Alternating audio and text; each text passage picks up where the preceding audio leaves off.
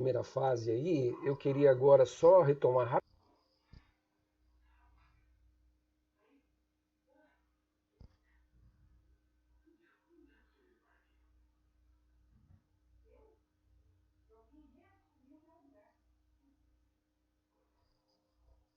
rapidamente algumas coisas que eu não falei a respeito de duas escolas que eu citei no finalzinho da aula passada. Tá? Uma delas é a teoria matemática, né, da comunicação, que consiste basicamente em você pensar alguns modelos, né? Eu mostrei para vocês um modelo de comunicação e analisar a comunicação a partir desses modelos matemáticos, como transferência de bits e bytes, né? Enfim, é uma coisa que começa também nos anos 40, né? E que ele é orientado, baseado, num certo sentido, pelas ciências exatas, né? Quer dizer, a matemática, tudo que vão dar instrumentos para essas teorias pensarem a comunicação de alguma maneira.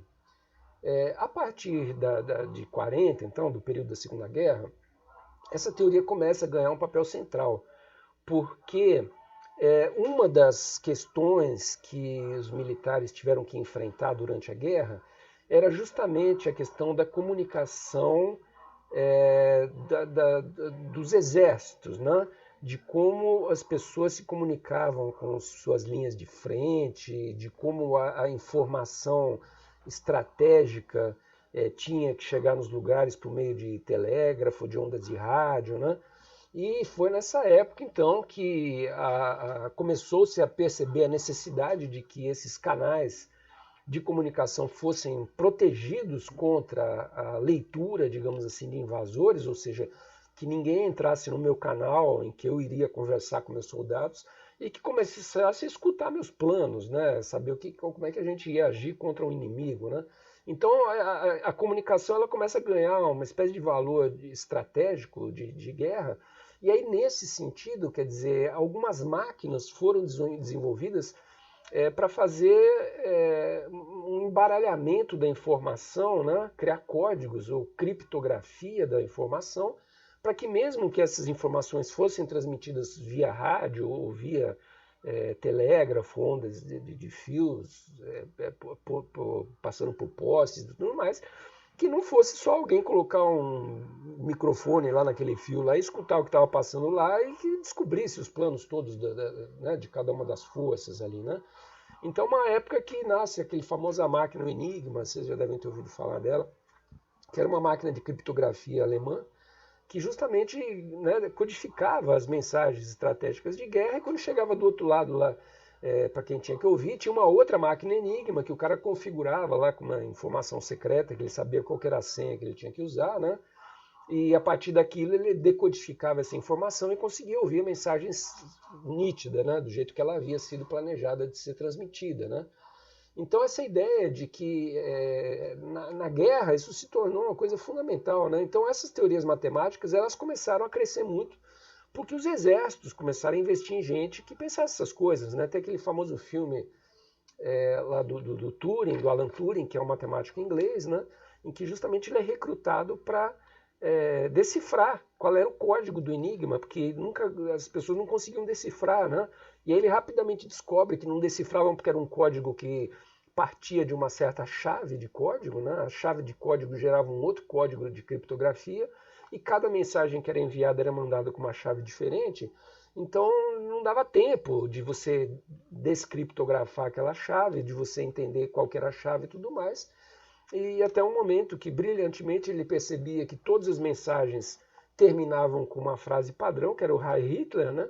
E a partir disso ele codificou o Heil Hitler e por essa frase ele conseguia encontrar qual era o código para decifrar a chave principal do Enigma, né? E aí ele, enfim, criou uma máquina que fazia isso, que decodificava, e os alemães então começaram a ter sistematicamente as suas informações ouvidas pelos aliados, sem que os alemães soubessem, né? Eles achavam que a comunicação pelo Enigma era segura e, no fundo, os ingleses já tinham decodificado aquilo, e isso deu uma série de cartas, né, previamente estabelecidas para os aliados combaterem as ações mais agressivas dos alemães. Tá?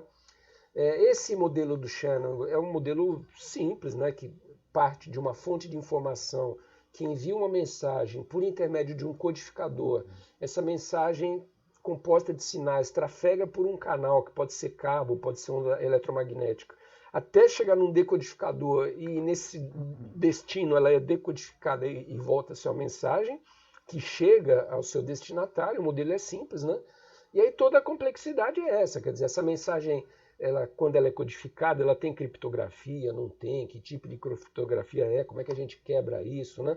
São os problemas que, se a gente for pensar bem, são os problemas da segurança contemporânea quando a gente fala em internet, em Wi-Fi. Quer dizer, Wi-Fi é uma onda eletromagnética, ela sai do teu celular e vai para uma antena que fica na parede da Facom lá. Quer dizer, se no meio de caminho alguém pegar a onda do teu celular, ele vai ouvir o que você está falando no telefone, né?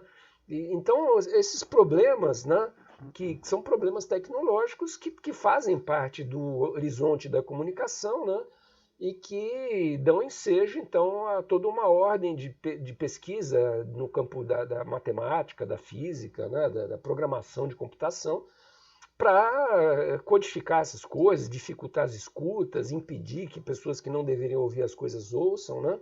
Mas que a gente sabe que, num certo sentido, é uma luta inglória, né? Porque se alguém quiser invadir o telefone de qualquer um, invade, porque, no fundo, o telefone ele precisa se comunicar, então ele precisa mandar as mensagens para fora. Então, se alguém captar aquela mensagem quando está saindo, né, e se decriptografar algum código que porventura exista de criptografia, ele entra em qualquer mensagem, né? Então essas questões contemporâneas aí muito exploradas em filme, de que o governo soviético ouve tudo, o chinês também. Sim, todo mundo ouve tudo, o fundo é isso. Porque as coisas têm que ser direcionadas para os chamados big bonds lá, que são os polos focais da internet, onde tudo passa, né? Aqui no Brasil, por exemplo, o link da RNP, se não me engano, fica em Campinas. Quer dizer, tem um lugar onde toda a internet do Brasil passa por lá, né? Porque é lá que vai ter um satélite que vai ligar o bone brasileiro com o bone americano da internet, né? Quer dizer, é uma rede física com um cabo, com fibra ótica, né? Então é algo que pode ser invadido, pode ser ouvido, né? E nesses lugares passam bilhões e bilhões de bytes de informação por segundo, né? Mas é coisa que um computador com alto poder de processamento ele é capaz de decodificar e saber o que todo mundo está falando. Quer dizer, então são os problemas, né, que já a teoria matemática da informação vem trabalhando desde a década de 40. Por que se torna tão importante? Por causa dessa função estratégica que a comunicação passa a ter na guerra, né? Mas também porque esses esforços desembocaram na criação do próprio computador, né? Quer dizer, os primeiros computadores eles surgem entre 45 e 50, né? São algumas máquinas americanas, uma máquina inglesa e inclusive 2 ou 3 computadores alemães também, né? Os alemães fizeram computadores. É que eles perderam a guerra, então os computadores deles ficaram obsoletos, ninguém mais investiu naquilo. E como vocês já devem ter ouvido 500 vezes, quer dizer, o computador que vocês têm hoje dentro de um celular, ele é mais poderoso em termos de processamento do que o computador que calculou a viagem do homem à Lua na década de 60. Quer dizer, então é isso, né? Quer dizer, há uma expansão violentíssima dessa noção matemática da comunicação, que em geral na nossa área a gente não trabalha muito, né? Mas na área de tecnologia é como a comunicação é vista em si, a partir desses modelos e tudo mais, né? Esses pesquisadores se envolvem então na construção do próprio computador, né? E, evidentemente, dentro da perspectiva da teoria administrativa, como o próprio Lazarsfeld, a gente já tinha falado na aula anterior, coloca o computador como uma máquina neutra. Quer dizer, a máquina em si não tem problema, ela serve tanto ao interesse americano quanto a russo e chinês, né? Quer dizer, a questão ideológica ela é deslocada para fora do problema da comunicação. Ela é deslocada para o eixo político, né? Como se a comunicação não tivesse o eixo político, né? Seria uma disciplina à parte que se preocuparia com a parte técnica, digamos assim, e que não deveria ficar se preocupando se alguém está usando aquilo para divulgar cinema russo, Eisenstein, querendo fazer revolução, Vertov, ou fazer cinema de guerra, cinema americano contra alemão, né? Quer dizer, isso aí já é uma questão do uso que está se fazendo, mas a tecnologia em si seria neutra, né? E o que os comunicadores teriam que saber fazer seria saber comunicar bem, né? Que aquilo fosse efetivo, fosse funcional, não tivesse problemas, digamos assim, tá? Essa teoria, ela tem um vínculo ainda com aquele viés que a gente viu lá da origem das teorias da comunicação, em que matemática e biologia estavam oferecendo elementos, né, para se pensar a comunicação como um sistema orgânico, né? Então, o vocabulário da teoria da informação, né, matemática, ela introduz alguns termos, né? Por exemplo, termos que hoje em dia estão na questão de análise de cromossomo, como, enfim, informação, né? E informação do biológico, né? Então essas coisas estão bastante interligadas, o mapeamento de cromossomas, né? É toda uma linha de coisa que mistura informação, informática, biologia, né? E também essa perspectiva de que a informação é um sistema fechado como o próprio sistema biológico, tá? Então são coisas em comum aí entre a teoria da informação e a biologia, tá? E a teoria de matemática também usa muito o termo função, né? Que também é algo que vem dessa linhagem aí da função dos órgãos e tal, como a gente já viu também anteriormente. A teoria matemática também vai se utilizar desse linguajar, digamos assim. Mas a discussão política, efetivamente, dos problemas da comunicação de massa, né, da necessidade de manipulação e tudo mais, vai se dizer que é algo que se desloca para uma ciência política, quer dizer, não seria um problema de uma ciência da comunicação. Tá? Esses teóricos eles adotam esse modelo sistêmico que prevê, né, a ideia de que a sociedade é um sistema complexo, é um modelo sistêmico que é o mais capaz de explicar, digamos assim, a sociedade, né? E aí, nesse sentido, tem um teórico que se chama De Fleur, que vai trazer uma contribuição importante, né, para essa perspectiva, porque ele vai criar um modelo mais completo, que é aquele que eu já falei na aula passada também, que envolve uma circularidade do fluxo de informação, né? A teoria tradicional ela sai de uma emissora, a informação sai de uma emissora e vai para um receptor que recebe passivamente. E o De Fleur falou, não, mas esse cara que recebeu informação também pode falar alguma coisa para quem emitiu, né? Então, existem aqueles loops, né, que fecham o sistema da informação com uma espécie de círculo, né, onde a informação está o tempo inteiro fluindo de todos os lugares para todos os lugares, né? A ideia de que a informação é uma espécie de rede, o que é também um conceito bastante moderno que vai nortear as pesquisas nesse campo, no sentido de desenvolver a internet, os fluxos comunicacionais por intermédio de blog, onde todo mundo é capaz de enviar informações e alimentar esse grande ambiente informacional, né, que seria uma espécie de segunda natureza que gira em cima das tecnologias da comunicação. Tá? Aqui só fazer uma observação importante, apesar dessa coisa ser possível, quer dizer, de eu poder falar, eu, William Bonner, ouvir alguma coisa que porventura eu tenha dito, né, é evidentemente desproporcional o poder de abrangência dessa fala. Você vai pegar hoje em dia e falar, ah, não, tem um influenciador digital aí que tem 1 milhão de pessoas que seguem, bababá, tá, tudo bem, né? Se você pegar épocas de baixa audiência de um veículo de comunicação qualquer, que seja 10% ou 20% de audiência, que é uma audiência bastante baixa, né? Esse cara está falando com 20 milhões de pessoas, né? Então é absurdamente desproporcional o poder, né, de afetação, digamos assim, em relação às massas, né? O que é capaz de um sujeito solitário, coitado, lá fazer, mesmo que utilizando dos meios tecnológicos e tudo mais, do que uma grande empresa de comunicação oligopólica que tem 15 canais de rádio, 20 canais de, né, impresso e 3 canais de televisão, a poder efetivamente altamente desproporcional, né? Quer dizer, a comunicação ela continua sendo um grande poder, né? A comunicação dos grandes veículos de massa, apesar de existir essas possibilidades de fluxo, de troca de informações dentro de sistemas mais complexos, tá?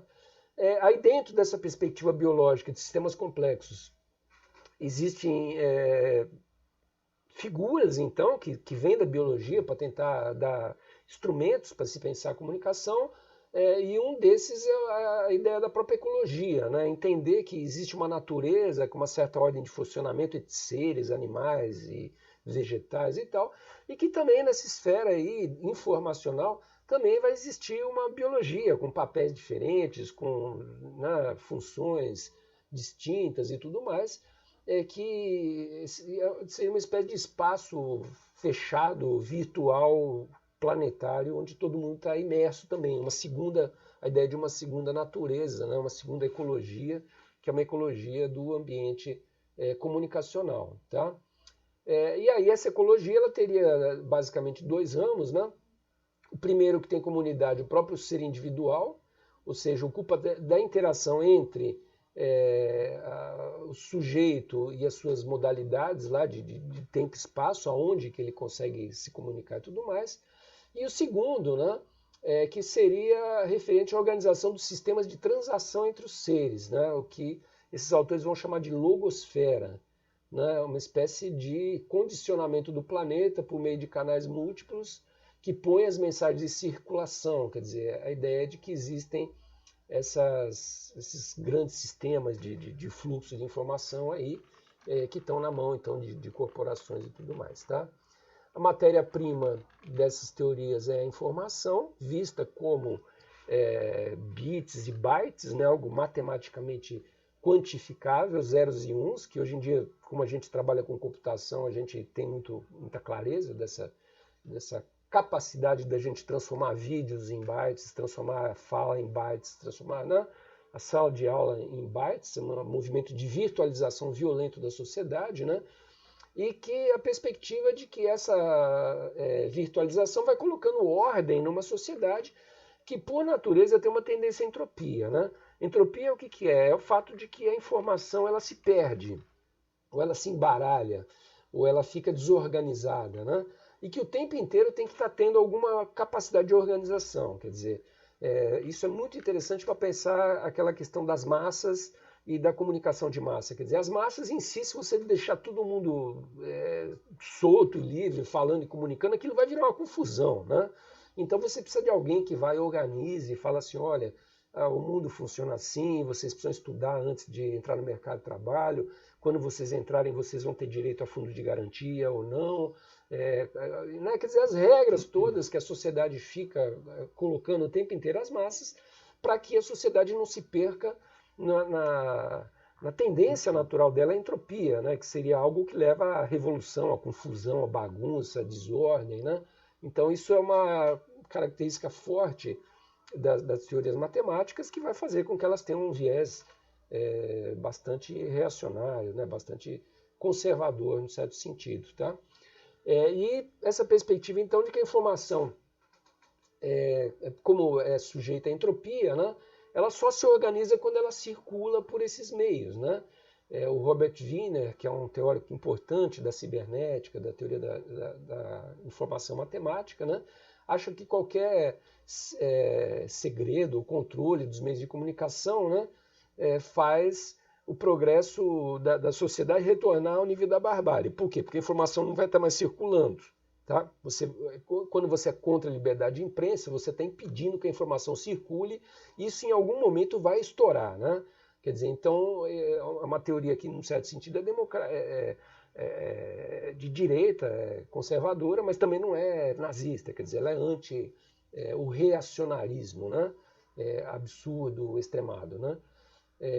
E levantando um alerta, né, de que existe uma tendência de quem tem muito poder econômico ou poder político, né, pode várias vezes meter a mão na comunicação e fazer essa ordem de desvio. Tá? A crítica que a escola de Palo Alto, então, que é a última escola da que eu falei na aula passada, né, vai realizar em relação ao modelo linear, em parte suprimida por aquela inovação do De Flair, que é colocar a questão do feedback, né, mas acham também que as ciências da comunicação elas devem talvez beber um pouco das teorias matemáticas, mas devem se livrar a qualquer hora das teorias matemáticas, né? Porque não seria possível reduzir a complexidade da sociedade a duas variáveis, três variáveis matemáticas, no modo linear, como as teorias da informação matemática às vezes davam a entender, né? Então propõe aquele modelo circular complexo, né? Que vê a totalidade como um sistema, como a gente já havia falado há pouco, né? E a ideia é de que esse sistema ele é dinâmico, então você nunca sabe de onde que começou uma comunicação, porque quem fala já ouviu alguma coisa de alguém, né? Quer dizer, é um sistema dinâmico, em permanente fluxo, né? Em que o receptor, num certo sentido, teria um papel tão importante quanto o emissor, né? Quer dizer, alguns pontos de vista aí da escola de Palo Alto, tá? E aí as três hipóteses, né, dessa escola são que a essência da comunicação são processos interacionais, as pessoas se comunicam entre si, todo comportamento humano possui um valor comunicativo e que as perturbações psíquicas remetem a perturbações da comunicação entre o indivíduo, portador do sistema e seu meio. Eles tentaram somatizar, digamos assim, a psicologia, né, em termos comunicacionais, dizer que um problema mental é alguma coisa de ordem comunicacional, né? Tentaram criar um vínculo um pouco nesse sentido. E aí ela vai um pouco contra a perspectiva funcionalista, justamente porque se põe contra aquela ideia, né, de que a comunicação ela é feita com seres isolados, atômicos, né, ao prever que a comunicação é muito mais esse fluxo que envolve toda a sociedade, ou grandes grupos de públicos da sociedade. Tá? E por fim, quer dizer, eles veem incompreensões e mal-entendidos da comunicação não como função ou disfunção, o meio não conseguiu atingir o seu papel, mas acham que, pelo contrário, quer dizer, essas disfunções muitas vezes ocorrem porque a sociedade está com problemas, né? Que a análise do contexto social deveria se sobrepor à análise de conteúdo para ver efetivamente as causas sociais de um mau funcionamento comunicacional, tá bom? Basicamente por isso, então, por hoje é só, pessoal. A gente se vê no próximo encontro, tá? Abraço a todos, tudo de bom.